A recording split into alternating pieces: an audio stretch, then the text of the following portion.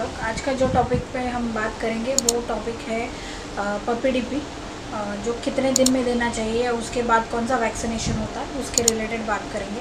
मेरा ये YouTube channel है जिस पे मैं पूरा डिटेल शेयर करती हूँ, कैसा रखना है पपी को और कौन सा वैक्सीन से लेके उसका मेंटेन कैसा करना है, स्किन एंड हर टाइप का वीडियो हम बनाते रहते हैं। इस चैनल को प्लीज़ लाइक कीजिए, सब्सक्राइब कीजिए और जितना हो सके उतना शेयर कीजिए। पपी डीपी वैक्सीनेशन क्यों इम्पोर्टेंट है? कुछ ब्रीडर है या फिर जैसे कुछ कस्टमर पपी लेने के बाद जो इशू आता है तो उससे पहला कौन सा वैक्सीन देना चाहिए, और कस्टमर के पास जाके ना चेंजेस, कुछ ना कुछ कस्टमर चेंजेस करता है, वो प्रॉब्लम ना फेस करे, इसके लिए हम लोग ये वीडियो बना रहे हैं। क्या होता है देखिए, जैसे कोई भी ब्रीडर है, जैसे XYZ का ब्रीडिंग कर रहा है तो वो लोग 30-35 डेज़ में वैक्सीनेशन स्टार्ट कर देते हैं या फिर कोई करता ही नहीं है। ये दो चीज़ें होती है, तो हमें क्या ध्यान देना चाहिए, क्या करना चाहिए, क्या नहीं करना ही, उस पर बात करेंगे। आज कोई भी वैक्सीनेशन आप कर रहे हो ना, तो पहला ये देखो वो एज के हिसाब से होता है।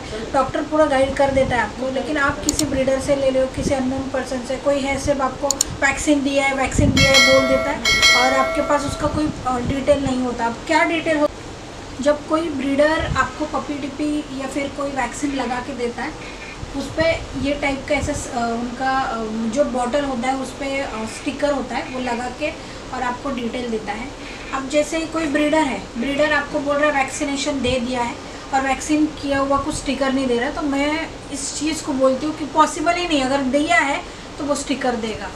आज मैं पिछले 20 साल से ब्रीडिंग कर रही हूँ। शुरुआत के कुछ दिन थे तब हमारा नॉलेज अलग था, उसके बाद हमें जो वैक्सीनेशन है या पपी डीपी है या फिर XYZ वैक्सीनेशन है उसका इम्पोर्टेंस शुरुआत के दिन में पता नहीं था। बट जैसे जैसे हमें पता चला कि ये वैक्सीनेशन देने के बाद पपी का इम्यूनिटी अच्छा रहता है, कस्टमर के पास जाके 100% का सर्वाइवल रेशो है, मुझे उस पर ही ट्रस्ट है, तो मैं हर पपी को वैक्सीनेशन पे बिलीव करती हूँ।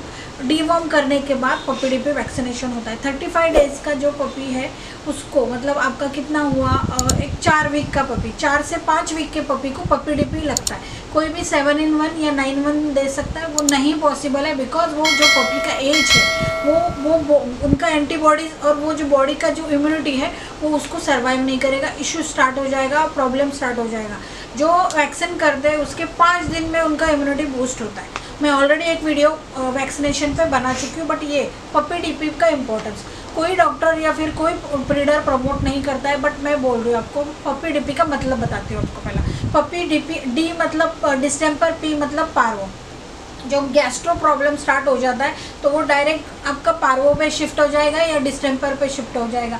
इनका कोई इलाज नहीं है, कोई कुछ भी बोले, उसमें बहुत सारे प्रॉब्लम है, क्योंकि एक दिन में पपी डायरेक्ट हो सकता है जिनको वो स्टार्ट प्रॉब्लम आ जाएगा।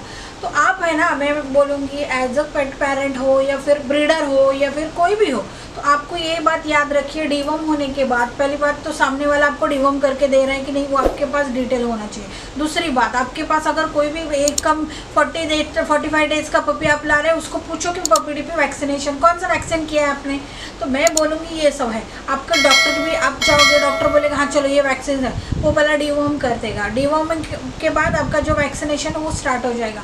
तो आप ये बातें इस प्रोसीजर से जाइए, और उसके बाद का 15 to 21 डेज़ का गैप होता है एवरी वैक्सीन में। तो हमारा जो प्रोसीजर है, हम कस्टमर को जो बताते हैं वो मैं आपको बताती हूँ। पहला होता है पपी डीपी, उसके बाद 7 in 1 का एक वैक्सीन, उसके बाद उसका बूस्टर, फिर 7 in 1, फिर अपना जो ये है रेबीज है वो होगा, फिर कोरोना वायरस है। ये सब 5 से 6 वैक्सीनेशन होता है जो न्यूबॉर्न पपी है, मतलब जो भी है हम लोग पपी जो देते हैं उनमें सेम आपने ये प्रोसीजर फॉलो करना है। आपने बच्चा लेने के बाद मेन इंपॉर्टेंस कभी भी याद रखिए, ब्रीडर हो या फिर पेट पेरेंट हो या फिर आप कोई भी हो, आपके लिए वैक्सीनेशन बहुत इंपॉर्टेंट है। वैक्सीनेशन में अगर मैं 1000 टॉपिक भी बनाऊँ, 1000 वीडियो भी बनाऊँ ना, तो वो भी वो कम है, कभी भी याद रखिए, क्योंकि वैक्सीनेशन का इम्पोर्टेंट जिसके पास पपी बीमार पड़ता है उसको ही पता चलता है। आज हम इतने साल से काम कर रहे हैं, क्यों कर रहे हैं, हम क्यों 2 वैक्सीन या 3 वैक्सीन अपने पास पपी आने के बाद भी जितने दिन रहेगा उसको लगा के देते, रीज़न है हमारे पास भी इम्यूनिटी प्रॉपर स्ट्रॉन्ग रहता है, कस्टमर के पास तो बिल्कुल कुछ प्रॉब्लम ही नहीं आता है। आज इतने साल का एक्सपीरियंस पे बोल रहे हैं हम लोग। पपी डीपी का बहुत इंपॉर्टेंट है, कोई प्रमोट नहीं करता बट मैं प्रमोट करती हूँ, क्योंकि जो हमारा जो मैं जैसे टॉय ब्रीड का ब्रीडिंग कर रही हूँ, शिज़ू है, लासा है, इनमें 35 डेज में अपना फर्स्ट वाला पपी डीपी लग जाता है, उसके बाद अपना 7-in-1 लग जाता है, बाकी वैक्सीन कस्टमर कर देता है, तो कोई टेंशन नहीं होता है। ये छोटा छोटा चीज़ें आप केयर कीजिए, तो अपना बच्चा जो आपके पास है उसका हेल्थ अच्छा रहेगा। जो ब्रीडर है उसमें भी 35 डेज में अगर पपी डीपी कर रहा है तो बच्चे का इम्यूनिटी बहुत स्ट्रांग हो जाएगा, उसको आगे चल के डिस्टेम्पर या पारोगा कुछ नहीं होगा। उसके बाद सेकंड वैक्सीनेशन 21 डेज का है, आपके पास पपी तब तक रह गया तो अच्छी बात है, नहीं रह गया कस्टमर के पास तो वो तो वैक्सीन करने ही वाला है, तो सेकंड वैक्सीनेशन में 21 डेज का गैप आ रहा है तो वो भी कर दीजिए। मैं ये जो वीडियो बना रही हूँ स्पेसिफिक हर चीज़ पर स्पेसिफिक फॉर आपको बना रही हूँ, क्योंकि क्या होता है छोटा छोटा चीज़ है, अगर ध्यान नहीं देंगे तो वो सीवियर में कन्वर्ट हो जाता है। Thank you so much, please like कीजिए, फॉलो कीजिए और सब्सक्राइब कीजिए।